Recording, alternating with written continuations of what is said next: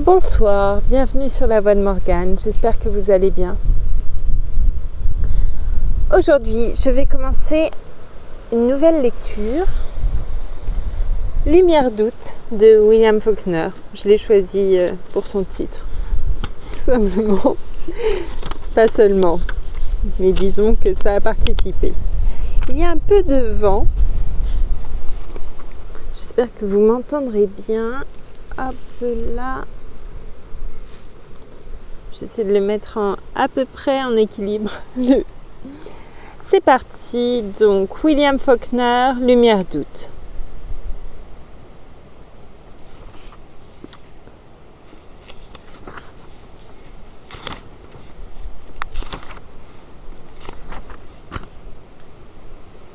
Je ne vais pas lire la préface maintenant, je la lirai peut-être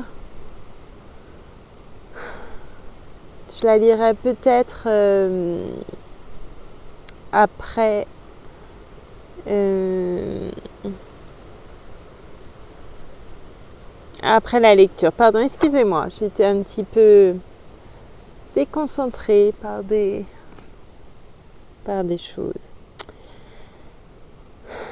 des objets volants. Chapitre 1. Assise sur le bord de la route, les yeux fixés sur la charrette qui monte vers elle, Léna pense « J'arrive de l'Alabama, un bon bout de route, à pied de l'Alabama jusqu'ici, un bon bout de route. » Tout en pensant « Il n'y a pas encore un mois que je me suis mise en route et me voilà déjà en Mississippi. Jamais je ne m'étais trouvée si loin de chez nous. Jamais, depuis l'âge de 12 ans, je ne m'étais trouvée si loin de la scierie de Doane. » Elle n'avait même jamais été à la scierie de Doane avant la mort de son père et de sa mère. Cependant, 7 ou 8 fois par an, le samedi, elle allait à la ville dans la charrette. Vêtue d'une petite robe de confection, elle posait ses pieds nus à plat sur le fond de la charrette et ses souliers sur le siège auprès d'elle, enveloppés dans un morceau de papier. Elle mettait ses souliers juste au moment d'arriver à la ville. Quand elle fut plus grande, elle demandait à son père d'arrêter la charrette aux abords de la ville afin qu'elle pût descendre et continuer à pied. Elle ne disait pas à son père pourquoi elle désirait marcher au lieu d'aller en voiture. Il croyait que c'était à cause des rues bien unies, à cause des trottoirs. Mais c'était avec l'idée qu'en la voyant à pied, les gens qui la croisaient seraient tentés de croire qu'elle aussi habitait la ville. Elle avait 12 ans quand son père et sa mère moururent, le même été, dans une maison en rondin composée de 3 pièces et d'un vestibule. Il n'y avait pas de grillage aux fenêtres. La chambre où ils moururent était éclairée par une lampe à pétrole qu'enveloppait un vol d'insectes tourbillonnants. Plancher nu, poli comme du vieil argent par le frottement des pieds nus. Elle était la plus jeune des enfants vivants. Sa mère mourut la première. « Prends soin du père, dit-elle. » Et Léna le fit. Puis un jour, son père lui dit « Tu vas aller à la scierie de Doane avec McKinley. Prépare-toi à partir. Sois prête quand il arrivera. » Et il mourut. McKinley, le frère, arriva dans une charrette. On enterra le père, une après-midi, sous les arbres, derrière une église de campagne, et on posa une planche de sapin en guise de pierre tombale. Le lendemain matin, elle partit pour la scierie de Doane dans la charrette avec McKinley. Et peut-être à ce moment-là ne soupçonnait-elle pas qu'elle s'en allait pour toujours. La charrette avait été prêtée et le frère avait promis de la rendre à la tombée de la nuit. Le frère travaillait à la scierie. Tous les hommes du village travaillaient à la scierie ou pour elle. On y sciait des sapins. Il y avait 7 ans qu'elle était là et dans 7 ans, toute la région se trouverait déboisée. Alors une partie du matériel et la plupart des hommes qui la faisaient marcher, n'existant que pour elle ou à cause d'elle, seraient chargés dans des wagons de marchandises et transportés ailleurs. Mais une partie du matériel serait laissée sur place car on pouvait toujours acheter des pièces de rechange en paiements échelonnés. Grandes roues immobiles, décharnées, fixant le ciel avec un air d'étonnement profond parmi des monceaux de briques, de ronces embroussaillées. Chaudières calcinées, dressant d'un air entêté, surprise et hébétée, leurs tuyaux qui ne fumaient plus et se rouillaient au milieu d'un paysage hérissé de souches d'arbres, paysage de désolation, calme, paisible, inculte, terre tombée en friche où, Lentement, des ravines engorgées et rougeâtres se creusent sous les longues pluies tranquilles de l'automne et la fureur galopante des équinoxes de printemps. Et le jour viendrait où le hameau qui, même au temps de sa prospérité, ne figurait pas sur l'annuaire des PTT, finirait par être oublié même par les accapareurs pouilleux qui auront achevé de démolir les hangars pour les brûler dans les fourneaux de leur cuisine et, l'hiver, dans leurs cheminées. Il n'y avait guère plus de 5 familles à l'époque où Léna arriva. Il y avait une voie de chemin de fer et une gare qu'un train mixte, une fois par jour, traversait en hurlant. On pouvait faire arrêter ce train au moyen d'un drapeau rouge, mais le plus souvent il sortait des collines déboisées avec la soudaineté d'une apparition et, gémissant comme une âme en peine, il traversait ce petit embryon de village comme la perle oubliée d'un collier brisé. Elle avait 20 ans de moins que son frère. Elle se le rappelait à peine quand elle vint habiter avec lui. Il habitait dans une maison en bois brut, de 4 pièces, avec sa femme que les grossesses et les soucis de la maternité épuisaient. Chaque année, pendant près de 6 mois, la belle-sœur était soit au lit, soit en convalescence. Pendant ce temps, Léna tenait le ménage et s'occupait des autres enfants. Plus tard, elle se dit à elle-même « Mais t'as vu que c'est pour ça que j'en ai attrapé un, moi-même, si vite. » Elle couchait dans un appentis derrière la maison. Il n'y avait qu'une fenêtre qu'elle apprit à ouvrir et à fermer dans l'obscurité, sans faire de bruit, bien qu'elle partageât l'appentis d'abord avec l'aîné de ses neveux, puis avec les 2 aînés, puis avec les 3. Ce n'est qu'au bout de 8 ans qu'elle ouvrit la fenêtre pour la première fois. Elle ne l'avait pas ouverte 12 fois qu'elle s'apercevait déjà qu'elle aurait bien mieux fait de ne jamais l'ouvrir. Elle se dit en elle-même « Voilà bien ma chance ». La belle-sœur le dit à son frère. Il remarqua alors son changement de silhouette, chose qu'il aurait dû remarquer depuis longtemps déjà. C'était un homme dur. La sueur de son front avait entraîné avec elle la douceur, la mansuétude, la jeunesse, il avait juste 40 ans, et presque tout le reste, ne lui laissant qu'une sorte d'énergie entêtée, désespérée et l'austère héritage de l'orgueil de son sang. Il la traita de putain. Il accusa le vrai coupable, les jeunes célibataires ou les Casanova du rabot étaient du reste encore bien moins nombreux que les familles, mais elle ne voulut pas l'admettre bien que l'homme fût parti depuis 6 mois déjà. Elle se contentait de répéter obstinément « Il m'enverra chercher, il m'a dit qu'il m'enverrait chercher ». Inébranlable, moutonnière, vivant sur cette réserve de patiente et constante fidélité qu'escomptent les Luca Birch, même quand ils n'ont point l'intention d'être là le jour où elle deviendra nécessaire. 15 jours plus tard, elle sortit encore par la fenêtre. Ce fut un peu difficile cette fois-là. Si ça avait été aussi difficile il y a quelques mois, mais t'as vu que je n'aurais pas à le faire maintenant, pensa-t-elle. Elle aurait pu sortir par la porte en plein jour, personne ne l'en aurait empêchée. Elle le savait peut-être, mais elle préféra sortir la nuit, par la fenêtre. Elle emportait un éventail en feuilles de palmier et un petit baluchon soigneusement noué dans un mouchoir de couleur. Il contenait, entre autres choses, 35 cents, en pièces de 5 et de 10 cents. Elle était chaussée de souliers qui avaient appartenu à son frère et que celui-ci lui avait donnés. Ils étaient presque neufs, car, ordinairement, ni elle ni son frère ne portaient de souliers.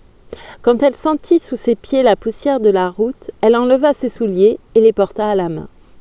Il y avait bientôt 4 semaines qu'elle marchait ainsi. Derrière elle, ces 4 semaines, la sensation de lointain s'allonge comme un couloir paisible, pavé d'une confiance tranquille et ferme, et empli de figures, de voix anonymes et cordiales. Luca Birch, je connais pas. Je connais personne de ce nom-là par ici. Cette route, elle va à Pocahontas. Il est peut-être là-bas, c'est possible. Voilà une charrette qui s'en va par là. Elle vous y conduira. Derrière elle, maintenant, se déroule une longue et monotone succession de changements réguliers et paisibles de jours en nuits, de nuits en jours, à travers lesquels elle a avancé obstinément dans des charrettes anonymes, identiques, comme à travers des réincarnations successives de roues grinçantes, d'oreilles basses, comme quelque chose qui avancerait toujours et sans faire de progrès au flanc d'une urne. La charrette qui gravit la côte s'approche d'elle. Léna l'a dépassée dans le bas de la route à 1 mille de là. Elle stationnait sur le bord de la route. Les mules dormaient dans les brancards, la tête pointée dans la direction où Léna avançait. Elle l'a vue, et elle a vu aussi les 2 hommes accroupis près de la grange derrière la barrière. Elle a jeté un coup d'œil sur la charrette et sur les hommes, un coup d'œil unique, circulaire, rapide, innocent et profond. Elle ne s'est pas arrêtée. Vraisemblablement, les hommes, derrière la barrière, n'ont pas même remarqué qu'elle les avait regardés, eux et la charrette. Elle ne s'est pas retournée non plus. Elle a disparu lentement, ses souliers délacés autour de ses chevilles. Au bout d'1 mille, quand elle est arrivée au sommet de la côte, elle s'est assise sur le bord du fossé, les pieds dans le fossé sans profondeur, et elle a enlevé ses souliers. Au bout d'un moment, elle a commencé à attendre la charrette. Elle l'a entendue pendant quelque temps. Elle a commencé à entendre la charrette. Elle l'a entendue pendant quelque temps, puis la charrette a paru à mi-côte. Faute d'huile, le bois et le métal, rongés par les intempéries, grincent et brimballent, aigus et secs, lentement, terriblement. Série de détonations sèches, indolentes, portant à 600 mètres dans le chaud silence, tranquille et balsamique de cet après-midi d'août.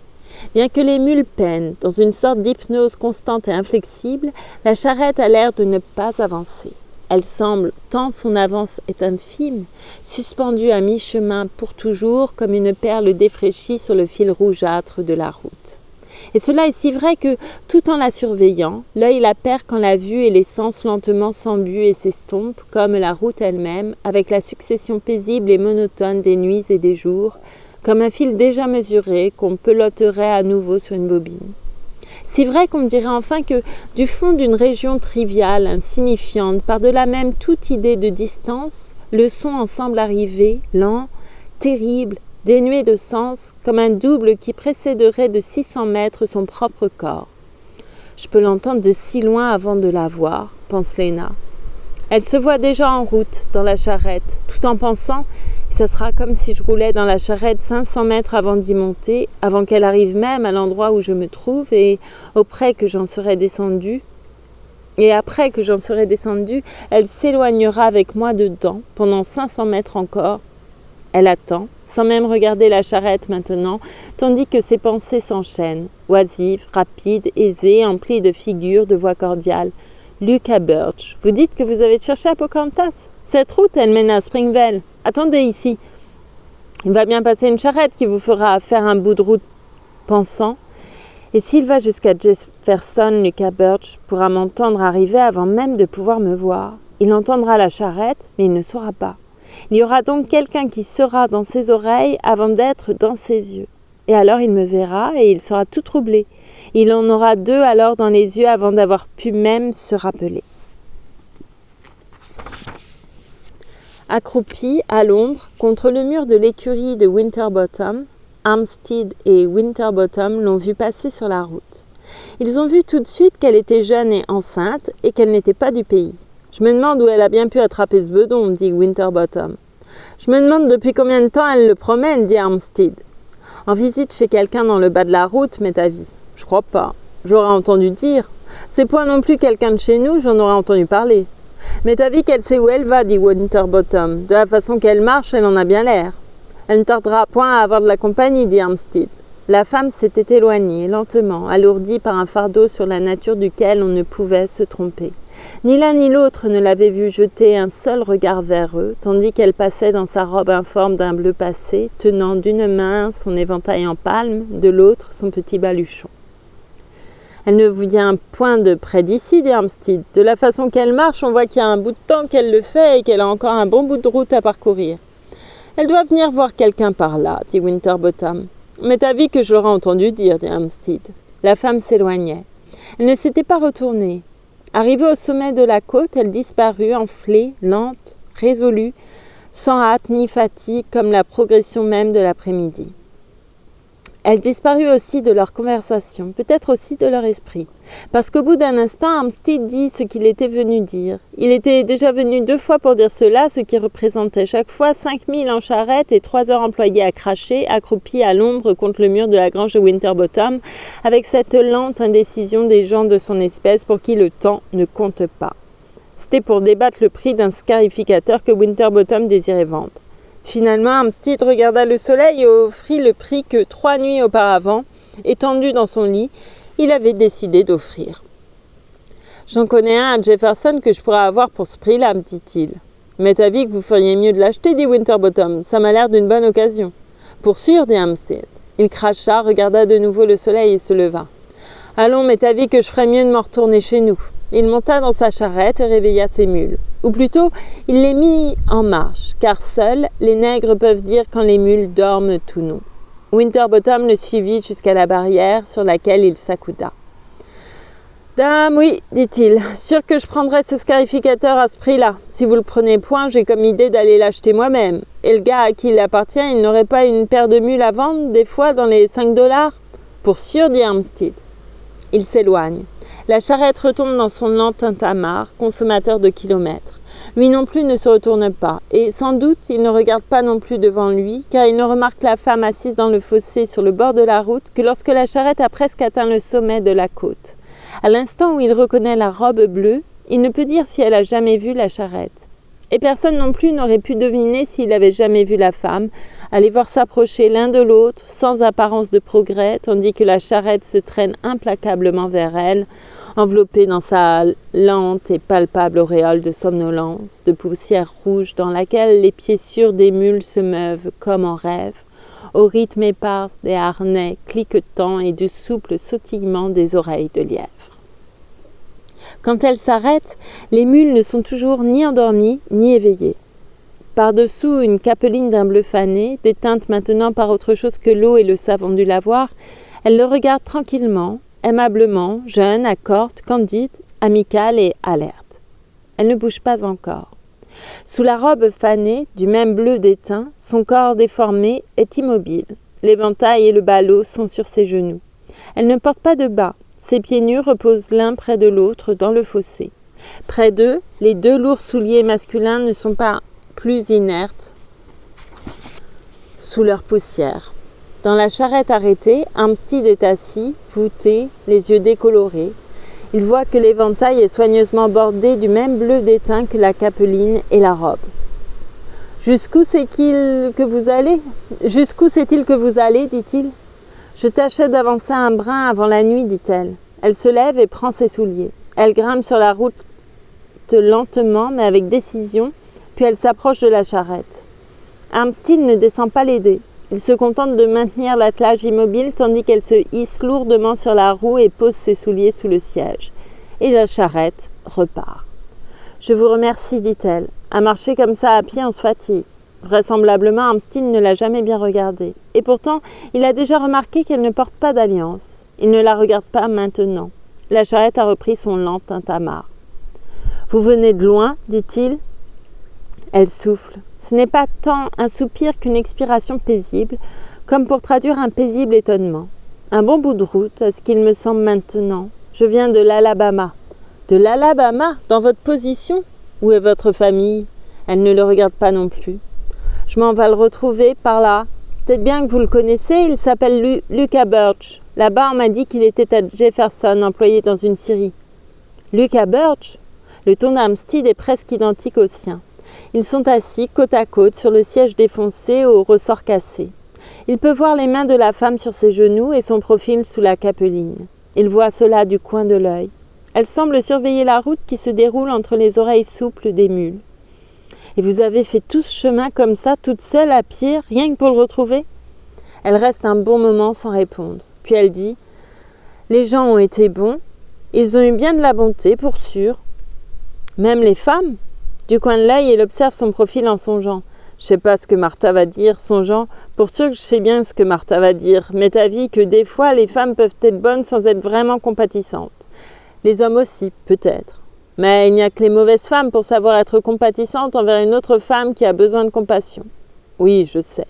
Je sais exactement ce que Martha va dire. » Elle est assise un peu en avant, très tranquille, le profil très tranquille, la joue. « C'est drôle, dit-elle, que les gens, en voyant une jeune femme inconnue courir les routes dans votre position, comprennent que son mari l'a abandonnée. » Elle ne bouge pas. La charrette, maintenant, suit une sorte de rythme. Son bois usé, sans huile, ne fait plus qu'un avec la lente après-midi, avec la route et la chaleur. « Et vous pensez le retrouver là-bas ?» Elle ne bouge pas. Elle semble surveiller la route, lente entre les oreilles des mules, la distance peut-être taillée en forme de route, définie.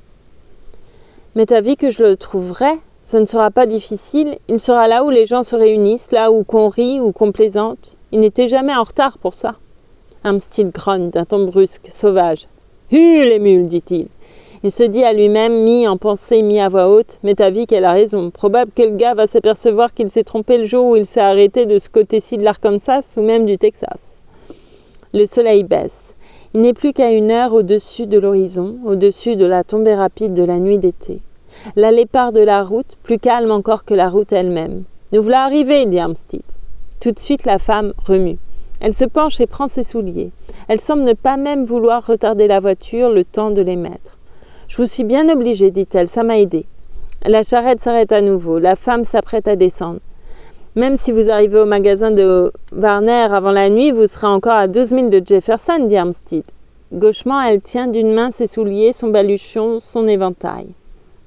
Elle garde l'autre main libre pour s'aider à descendre. « Mais t'as vu qu'il vaut mieux que je continue, dit-elle. » Armstead ne la touche pas. « Venez donc passer la nuit à la maison, dit-il. Il y a des femmes. Il y a une femme qui pourra, si vous... Allons, venez. Je vous conduirai chez Warner demain matin à la 1re heure. Il y aura sûrement des gens qui iront là-bas le samedi. Il ne va point vous échapper cette nuit. Si tant est qu'il est à Jefferson, il y sera bien encore demain. » Elle est assise, tranquille, ses affaires dans une main, prête à descendre. Elle regarde devant elle, là où la roue tourne et s'éloigne, zébrée d'ombre. « Mais t'as vu que j'ai bien encore quelques jours. Pour sûr, vous avez tout le temps. Seulement, d'un moment à l'autre, vous pourriez bien vous trouver avec un compagnon qui ne saura point marcher tout seul. Venez à la maison avec moi. » Il fait démarrer ses mules sans attendre la réponse. La charrette s'engage dans l'allée, la route sombre. La femme se renfonce sur le siège sans lâcher son éventail, son baluchon, ni ses souliers. « Je voudrais point être redevable, dit-elle. Je voudrais point déranger. »« Mais non, dit Armstead, venez avec moi, venez. » Pour la première fois, les mules d'elles-mêmes marchent vite. Elles sentent le maïs, dit Armstead qui pense. C'est bien là où on reconnaît la femme. Elle serait la première à débiner une autre femme, mais elle se promènera sans honte devant tout le monde parce qu'elle sait que les gens, les hommes, la protégeront. Elle ne s'occupe pas des autres femmes. Ce n'est pas une femme qui l'a mise dans ce qu'elle n'appelle même pas de l'embarras. Parfaitement.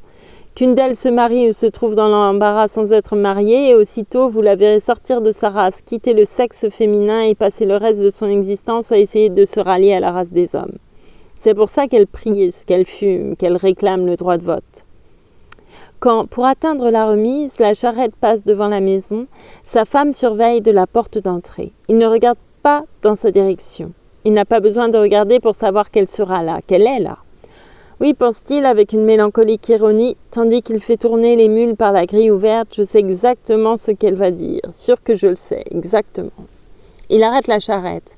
Il n'a pas besoin de regarder pour savoir que sa femme est dans la cuisine, maintenant, qu'elle ne regarde plus, qu'elle attend.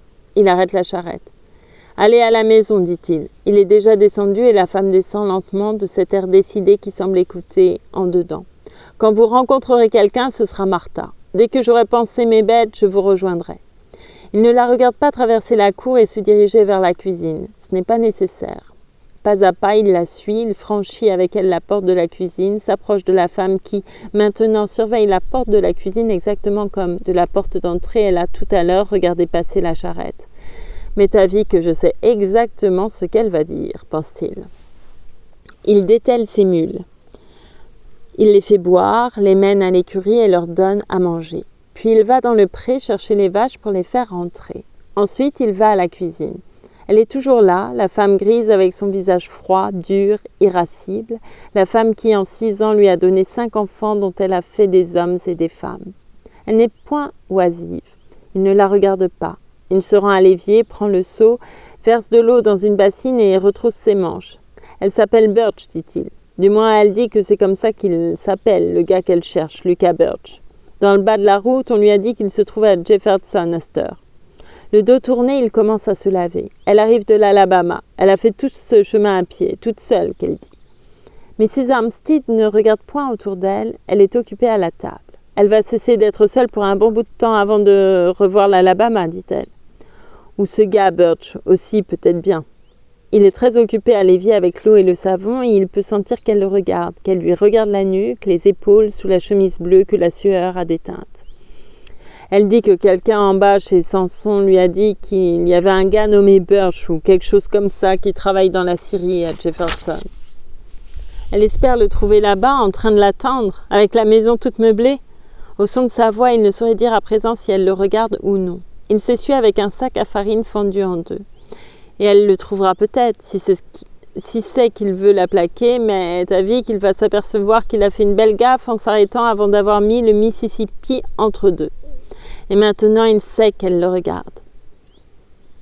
La femme grise, ni grosse ni maigre, dure à l'homme, dure à l'ouvrage, brusque et sauvage dans sa pratique, robe grise, les mains sur les hanches, le visage semblable à ceux des généraux vaincus dans la bataille. « Ah, vous les hommes, dit-elle, qu'est-ce que tu veux y faire? La mettre dehors, la faire coucher dans la grange peut-être bien? Ah, les hommes, dit-elle, les fichus hommes. » Elles entrent ensemble dans la cuisine, bien que Mrs. Armstead marche devant. Elle va droit au fourneau. Léna reste debout près de la porte. Elle a la tête découverte à présent. Ses cheveux sont bien peignés. Sa robe bleue elle-même semble rafraîchie, reposée. Elle regarde Mrs. Armstead qui, au fourneau, entrechoque les ronds de métal et manie les morceaux de bois avec la brusquerie sauvage d'un homme. « J'aimerais bien aider, dit Léna. Mrs. Armstead ne tourne pas la tête. Elle fourgonne rageusement dans son fourneau. Faites-moi le plaisir de rester où vous êtes. Si vous vous dispensez à présent de rester sur vos jambes, ça retardera peut-être le moment où il faudra que vous vous mettiez sur le dos. Ça serait bien de la bonté de me laisser aider. Vous allez rester où vous êtes. Voilà 30 ans que je fais ça, 3 fois par jour, le temps où j'avais besoin qu'on m'aide est passé. Elle s'affaire devant son fourneau sans se retourner. Armstead dit que vous appelez Birch. Oui, dit l'autre. Sa voix est grave maintenant, paisible. Elle se tient bien tranquille, les mains immobiles sur les genoux. Et Mrs. Armstead ne tourne pas la tête non plus, elle est toujours occupée à son fourneau. Il semble demander une attention incompatible avec la sauvagerie qu'elle a déployée pour allumer le feu. Il semble demander autant d'attention qu'une montre de prix. « Vous appelez déjà Birch » dit Mrs. Armstead. La jeune femme ne répond pas tout de suite. Mrs. Armstead ne fourgonne plus, mais elle tourne toujours le dos à la jeune femme. Elle se retourne alors. Elle se regarde, soudain nues, s'observant l'une l'autre. La jeune femme sur sa chaise, avec ses cheveux lisses et ses mains inertes sur ses genoux. La vieille femme à demi tournée près du fourneau, immobile aussi, avec une mèche rebelle de cheveux gris à la base du crâne et un visage qu'on dirait taillé dans du grès. Et la plus jeune se met à parler. « Je vous ai point dit la vérité. Je m'appelle pas encore Birch, je m'appelle Léna Grove. » Elle se regarde. La voix de Mrs. Armstead n'est ni froide ni chaude. Elle n'est rien. Et vous voulez le rejoindre pour pouvoir vous appeler Birch avant qu'il ne soit trop tard? C'est pas ça? Léna a baissé les yeux comme pour surveiller ses mains sur ses genoux. Sa voix est calme, bourrue, et cependant elle est sereine. Mais t'as vu que je n'ai pas besoin que Lucas me fasse des promesses. C'est pas autre chose que la malchance qui l'a obligé à partir. Ses affaires n'ont pas tourné de façon à ce qu'il puisse me faire venir comme il en avait l'intention. Mais t'as vu que lui et moi, on n'avait pas besoin de se faire des promesses. Quand il s'est aperçu cette nuit-là qu'il faudrait qu'il parte, il s'est aperçu quelle nuit? La nuit que vous lui avez parlé du petit gars? L'autre reste un moment sans répondre. Son visage est calme comme de la pierre, mais sans dureté. S'il est revêche, il n'est pas sans douceur. Il reflète une lumière intérieure, calme, tranquille, pleine d'un détachement sans raison. Mrs. Armstead l'observe. Léna parle sans regarder l'autre femme. On lui avait dit un mot de ce départ possible, bien avant ça. Mais il ne me l'avait point dit plus tôt pour ne pas m'inquiéter. Dès qu'il a su qu'il faudrait qu'il parte, il a compris qu'il vaudrait mieux qu'il s'en aille, qu'il pourrait mieux réussir dans un endroit où le contremaître ne serait pas tout le temps après lui. Mais il retardait toujours. Mais quand je me suis trouvée comme ça, nous n'avons pas pu retarder plus longtemps. Le contremaître était toujours après Lucas parce qu'il ne l'aimait pas, parce que Lucas était jeune et plein d'entrain tout le temps, et parce que le contremaître voulait la place de Lucas pour la donner à un de ses cousins. Mais il ne voulait rien m'en dire pour ne pas m'inquiéter. Mais quand je me suis trouvée comme ça, nous n'avons pas pu attendre davantage. C'est moi qui lui ai dit de partir. Il m'a dit qu'il resterait si je voulais, quand même que le contremaître le traiterait mal. Mais je lui ai dit de s'en aller. Même alors, il ne voulait pas partir. Mais je lui ai dit de le faire. De m'envoyer un mot seulement quand il voudrait que j'aille le retrouver. Et puis ses affaires n'ont pas tourné de façon qu'il puisse me faire venir comme il en avait l'intention. Faut le temps de s'installer quand on s'en va comme ça chez des étrangers. Il ne savait point ça quand il est parti, qu'il lui faudrait plus de temps qu'il ne croyait pour s'installer. Surtout un jeune gars plein de vie comme Lucas, un gars qui aime la compagnie et les réjouissances, un gars que les gens aiment bien aussi. Il ne savait pas qu'il lui faudrait plus de temps qu'il ne pensait, parce qu'il est jeune et que les gens sont toujours après lui, parce qu'il est toujours prêt à rire, à s'amuser, interférant avec son travail malgré lui, parce qu'il n'a jamais aimé contrarier personne. Et je voulais qu'il s'amuse bien pour la dernière fois, parce que le mariage, c'est pas la même chose pour une femme comme pour un gars qui est jeune et plein d'entrain. Ça dure si longtemps pour un gars qui a de l'entrain. Vous ne croyez pas? Mrs. Armstead ne répond pas. Elle la regarde, assise sur sa chaise avec ses cheveux lissés et ses mains tranquilles sur ses genoux et sa douce figure rêveuse. Des fois, il se pourrait bien aussi qu'il m'ait déjà fait prévenir et que ça se soit perdu en chemin. Il y a un bon bout de route, rien que d'ici en Alabama, et je suis point encore à Jefferson. Je lui ai dit que je comptais pas qu'il m'écrive, vu que les lettres, c'est pas son fort. Quand tu seras prête, t'auras qu'à me le faire dire par quelqu'un. J'ai dit, moi, je serai prête. Ça m'ennuyait un peu au début après son départ parce que je m'appelais pas encore Birch et que mon frère et sa famille ne connaissaient pas Birch aussi bien que moi. Comment aurait-il pu? Lentement, une expression de surprise, heureuse et douce, apparaît sur son visage, comme si elle venait de penser à quelque chose qu'elle ne savait même pas avoir ignoré jusque-là. Comment aurait-il pu? Mais il fallait d'abord qu'il s'installe. C'est lui qui aurait tout l'ennui de se trouver au milieu d'étrangers, et moi, je n'avais à m'inquiéter de rien, sauf d'attendre pendant que lui avait tout l'ennui et l'embarras. Mais au bout d'un certain temps, m'est avis que j'étais trop occupée à mener ce petit gars jusqu'au bout pour m'inquiéter de mon nom et de ce que les gens pensaient. Mais moi et Lucas, on n'a pas besoin de promesses entre nous. C'est quelque chose d'imprévu qui a dû arriver, ou bien il m'a fait dire et ça s'est perdu. Alors comme ça, un jour, j'ai décidé que j'attendrais pas plus longtemps. Comment avez-vous su de quel côté vous dirigez quand vous êtes parti? Lena contemple ses mains. Elle remue maintenant et plisse, dans une rêverie absorbée, un pan de la jupe. Nulle défiance, nulle timidité, un simple réflexe distrait de la main, sans doute. Je demandais tout le temps. Avec un garçon comme Lucas, qui est jeune et plein de vie, qui se lit facilement et vite, je savais bien que partout où il serait passé, les gens se souviendraient de lui. Alors je demandais partout. Et les gens ont eu bien de la bonté. Et puis ce qu'il y a de sûr, c'est qu'il y a 2 jours sur la route, on m'a dit qu'il était à Jefferson, employé dans la Syrie. Mrs. Armstead regarde le visage incliné. Elle a les mains sur les hanches et elle regarde la jeune femme avec une expression de mépris froid et impersonnel. Et vous croyez qu'il y sera quand vous arriverez, en admettant qu'il n'y ait jamais été, qu'en apprenant que vous êtes dans la même ville que lui, il sera encore à l'heure où le soleil, qu'il y sera encore à l'heure où le soleil se couche. Le visage penché de Lena est grave et tranquille. Sa main s'est arrêtée. Elle repose immobile sur les genoux comme si elle y était morte. Sa voix est calme, tranquille, obstinée. M'est avis que, pour l'arrivée d'un petit gars, toute la famille doit être réunie, surtout pour le premier. M'est avis que le Seigneur y pourvoira.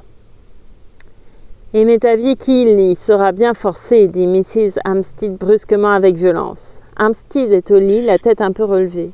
Il la regarde qui se penche, tout habillée, dans la lumière de la lampe et fouille rageusement dans un tiroir. Elle en sort une boîte en métal et l'ouvre avec une clé suspendue à son cou et elle prend un sac en toile qu'elle ouvre et elle en sort un petit coq en porcelaine avec une fente dans le dos. Des pièces y teintent quand elle le prend et le renverse et le secoue violemment au-dessus de la commode, faisant tomber de la fente une maigre pluie de petites monnaies. Armstead de son lit la regarde. « Qu'est-ce que tu veux faire de l'argent de tes œufs, à cette heure de la nuit, dit-il. Il est à moi, je suppose. Je peux bien en faire ce que je veux. » Elle se penche sous la lampe, le visage dur, amer. « Dieu sait que c'est moi qui ai peiné pour les élever. Toi, t'as jamais levé le petit doigt. »« Pour sûr, dit-il. Mais t'as vu qu'il n'y a pas un chrétien dans le pays qui oserait te disputer tes poules, à part les opossums et les serpents. Ce coq non plus, ajoute-t-il. En effet, se baissant brusquement, elle arrache un de ses souliers et frappe la tirelire de porcelaine d'un seul coup qui l'écrase. De son lit allongé, Armstead la regarde ramasser les pièces éparses au milieu des tessons. Elle les met, avec les autres, dans le sac qu'elle noue et renoue 3 ou 4 fois, d'un geste définitif et rageur. « Tu lui donneras ça, dit-elle. Et dès que le soleil sera levé, tu attelleras et tu l'emmèneras d'ici. Conduis-la jusqu'à Jefferson si tu veux. Mais t'as vu que chez Warner, elle pourra trouver quelqu'un pour la conduire, dit-il. Mrs. Armstead se leva avant l'aube et prépara le déjeuner. Il était sur la table quand Armstead revint de traire les vaches. « Va lui dire de venir manger, dit Mrs. Armstead. Quand il rentra dans la cuisine avec Lena, Mrs. Armstead était partie. Lena jeta un coup d'œil autour de la salle, marquant sur le seuil de la porte un temps d'arrêt, moins qu'un arrêt. La figure figée dans une expression prête au sourire, prête aux paroles, à des paroles préparées d'avance, Armstead en était sûre. Mais elle ne dit rien. L'arrêt était moins qu'un arrêt. « Mangeons avant de partir, dit Armstead. Vous avez encore un bon bout de route à faire. » Il la regardait manger avec cette même dignité tranquille et cordiale qu'elle avait montrée la veille au soir à souper. Cependant, il y avait à présent dans cette dignité une retenue polie et presque affectée qui la corrompait. Puis, il lui donna le sac de toile nouée.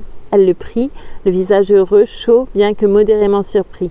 « Oh, elle a bien de la bonté, dit-elle. Mais je n'en aurai pas besoin, je suis presque arrivée. » M'est avis que vous ferez mieux de le garder. M'est avis que vous avez dû vous apercevoir que Martha n'aime pas beaucoup qu'on ne fasse pas toutes ses volontés. C'est bien de la bonté, dit Lena.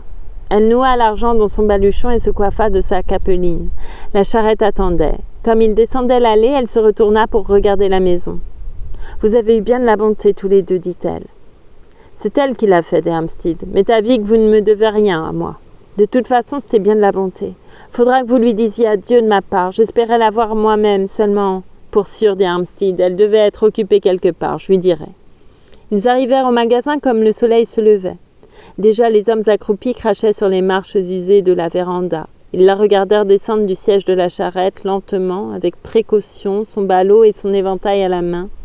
Cette fois encore, Armstead ne fit rien pour l'aider.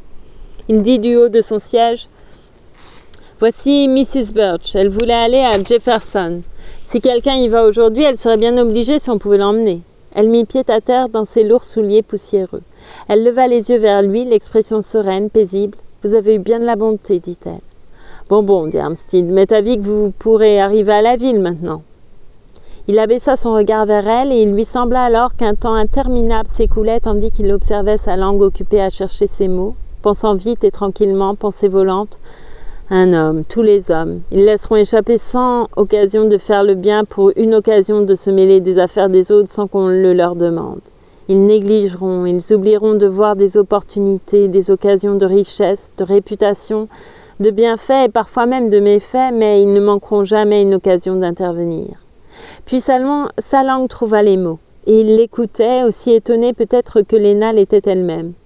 Seulement, moi, à votre place, je ne me fierai pas trop dans...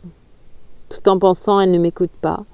Si elle pouvait entendre de tels mots, elle ne descendrait pas de cette charrette seule avec un ventre pareil, et cet éventail et ce petit baluchon en route vers un endroit qu'elle ne connaît pas, et à la recherche d'un homme qu'elle ne reverra jamais et qu'elle a déjà vu une fois de trop. Si jamais vous repassez par ici demain ou même ce soir... « Je crois que tout va s'arranger, dit-elle. On m'a dit qu'il était là-bas. » Il fit tourner sa charrette et s'en revint, voûté, les yeux pâles, assis sur le siège défoncé. Il pense « Ça n'aurait avancé à rien. Elle ne m'aurait point cru si elle m'avait entendu le lui dire, pas plus qu'elle ne croirait toutes les pensées dont elle a été le centre depuis... Ça fait 4 semaines maintenant, a-t-elle dit. Pas plus qu'elle ne le sentira ni le croira à présent. » Et elle est là, assise sur la plus haute marche, les mains sur les genoux, avec ses gars accroupis qui crachent près d'elle, sur la route. Et elle n'a même pas entendu qu'il l'interroge pour se mettre à leur raconter, à leur parler de ce garçon, comme si elle n'avait jamais rien eu de particulier à cacher ou à dire, même quand Jody Warner ou un autre lui dira que ce garçon de la Syrie à Jefferson s'appelle Bunch et non pas Birch. Et cela ne la tourmentera pas non plus. M'est avis qu'elle en sait plus long que Martha elle-même. Comme hier soir, comme elle a dit à Martha que le Seigneur prendrait soin de faire arriver ce qui est juste. Il a suffi d'une ou deux questions, et Lena, assise sur la plus haute marche, l'éventail et le baluchon sur ses genoux, raconte à nouveau son histoire avec la patiente et transparente récapitulation de l'enfant qui ment. Et les hommes, en salopette, l'écoutent tranquillement, accroupis autour d'elle. « Ce garçon s'appelle Bunch, dit Warner. Il y a bien, comme qui dirait, 7 ans qu'il travaille à la Syrie. Comment savez-vous que Birch y est aussi ?» Elle regarde sur la route dans la direction de Jefferson. Son visage est calme, attentif, un peu détaché, sans rien d'absent. M'est avis qu'il y sera dans cette Syrie. Lucas a toujours aimé le changement et la nouveauté. Il n'a jamais aimé la vie tranquille. C'est pour ça que la Syrie de Dohan, ça ne lui a jamais convenu. C'est pour ça qu'il a que nous avons décidé de changer pour l'argent et la nouveauté. Pour l'argent et la nouveauté, dit Warner.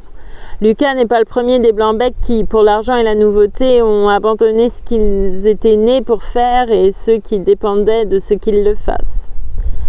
Mais apparemment, elle n'écoute pas. Assise tranquillement sur la plus haute marche, elle regarde l'endroit où la route tourne, vide et montante vers Jefferson. Les hommes accroupis contre le mur regardent son visage, calme et placide, et pensent ce qu'Armstead pensait et ce que Warner pense, qu'elle songe à un gredin qu'il a laissé dans l'embarras et qu'ils savent bien qu'elle ne reverra jamais, sauf peut-être ses pans d'habits tendus par le vent de la course. À moins qu'elle ne songe à cette Syrie de Sloan ou Bonn, pense Warner. M'est avis que même une idiote n'aurait pas besoin de venir de l'État de Mississippi pour s'apercevoir que l'endroit qu'elle a quitté ne diffère guère de celui où elle est. Même s'il s'y trouve un frère qui objecte à ce que sa sœur court la nuit. Et en même temps, il pense « J'aurais fait tout comme le frère. Le père aurait fait de même. Elle n'a pas de mère car le sang paternel est plein d'amour et d'orgueil, tandis que le sang maternel, plein de haine, aime et cohabite. » Elle ne pense point du tout à cela. Elle pense à l'argent noué dans son baluchon, sous ses mains. Elle se rappelle le premier déjeuner. Elle pense qu'elle peut entrer dans la boutique à l'instant même et acheter du fromage, des biscuits et même des sardines si elle en a envie. Chez Armstead, elle n'avait pris qu'une tasse de café et un morceau de pain de maïs, rien de plus, bien qu'Armstead eût insisté. « J'ai mangé bien poliment, pense-t-elle, les mains sur son paquet, sachant qu'il contient les pièces cachées, se rappelant son unique tasse de café et le bienséant morceau de pain étranger, songeant avec une sorte d'orgueil serein. Comme une dame, j'ai mangé comme une dame en voyage, mais maintenant je peux m'acheter des sardines aussi, si j'en ai envie. » Ainsi elle semble rêver. Les yeux sur la route montante, tandis que les hommes accroupis crachent lentement en la surveillant en dessous, persuadés qu'elle pense à l'homme, à l'événement qui approche, alors qu'en réalité elle ne livre qu'une bataille timide avec la prudence providentielle de cette vieille terre dont, avec et par laquelle elle vit.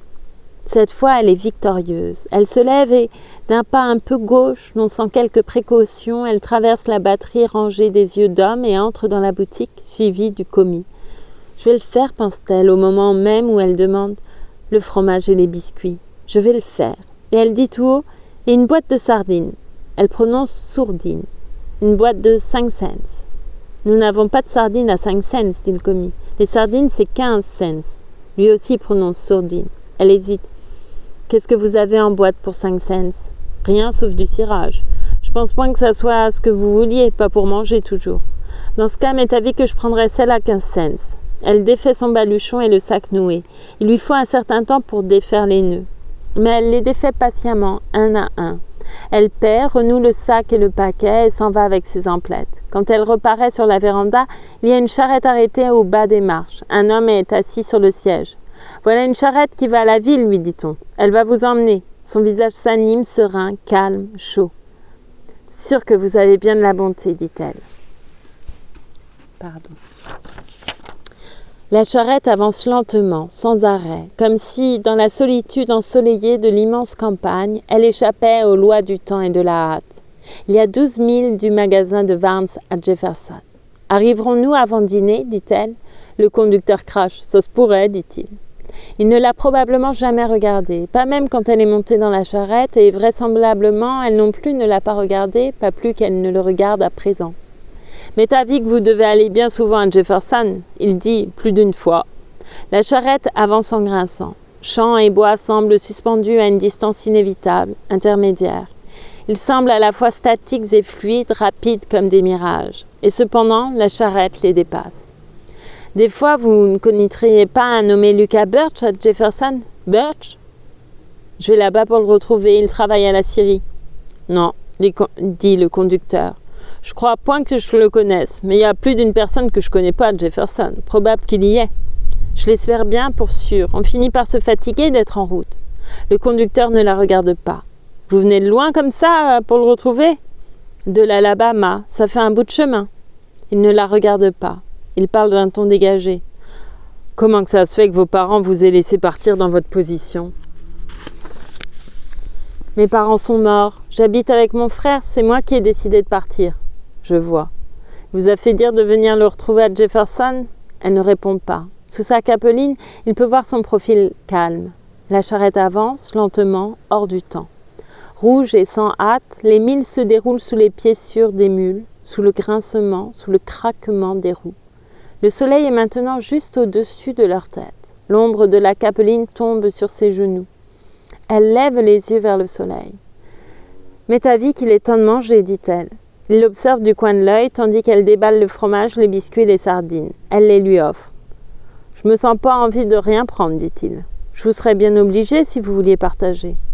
Je m'en sens point envie. Ne vous gênez pas, mangez. » Elle commence à manger. Elle mange lentement, sans s'interrompre, tout en pourléchant avec une volupté lente et complète ses doigts qu'engluent l'huile épaisse des sardines.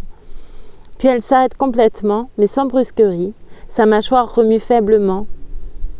Dans la main, elle tient un biscuit entamé. Elle a baissé la tête, les yeux vides, comme si elle écoutait quelque chose très loin, ou si près qu'elle le sent en elle-même. Son visage a perdu sa couleur, la pleine ardeur de son sang, et elle reste assise sans bouger, entendant, sentant la terre implacable et immémoriale, mais sans crainte ni alarme. « Ça doit être au moins des jumeaux », se dit-elle en elle-même, silencieusement, sans remuer les lèvres. Puis le spasme disparaît. Elle se reprend à manger. La charrette ne s'est pas arrêtée, le temps ne s'est pas arrêté. La charrette franchit la dernière côte et ils aperçoivent de la fumée. « Jefferson, dit le conducteur. « Eh bien, par exemple, dit-elle, nous y voilà donc quasiment ?» Cette fois, c'est l'homme qui n'écoute pas. Il regarde en face de lui, par-dessus la vallée, vers la ville sur l'autre versant. En suivant son fouet qu'il pointe, elle aperçoit 2 colonnes de fumée. L'une au sommet d'une grande cheminée, dense, lourde comme la fumée du charbon, l'autre une grande colonne jaune qui sort apparemment d'un bouquet d'arbres à quelque distance au-delà de la ville. « C'est une maison qui brûle, dit le conducteur, vous voyez ? » Mais elle, à son tour, ne semble ni écouter ni entendre. « Mon Dieu, dit-elle, quand on pense qu'il n'y a pas 4 semaines que je suis en route et que me voilà déjà à Jefferson. Mon Dieu, comme on peut en faire du chemin tout de même. » C'est la fin du premier chapitre de Lumière d'août et ce sera la fin de ma lecture pour aujourd'hui. Et je remercie tellement William Faulkner pour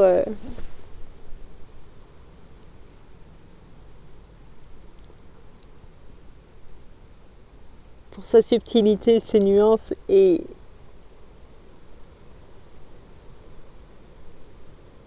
aussi la traductrice ou le traducteur, je ne sais pas, M.E. Coindreau, je ne sais pas si c'est une femme ou un homme. Peu importe.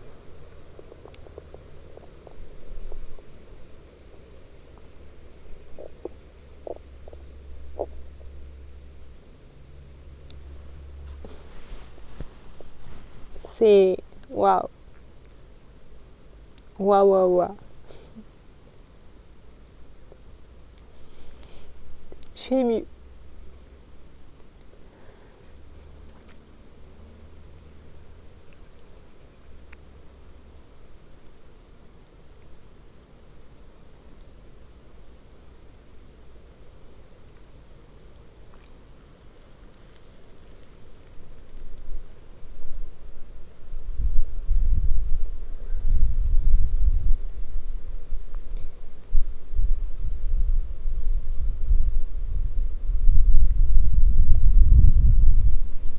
C'est magnifique.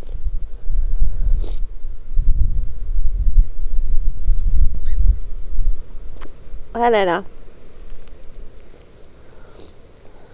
Des fois, c'est à rebours, vous voyez, c'est comme ça.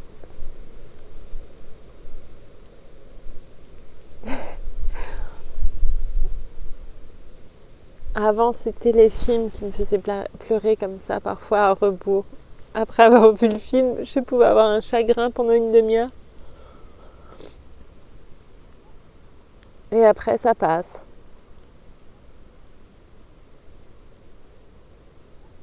Mais là, je crois que c'est la beauté qui m'émeut. Je ne sais pas. Bref. En tout cas, je vous remercie beaucoup pour votre écoute.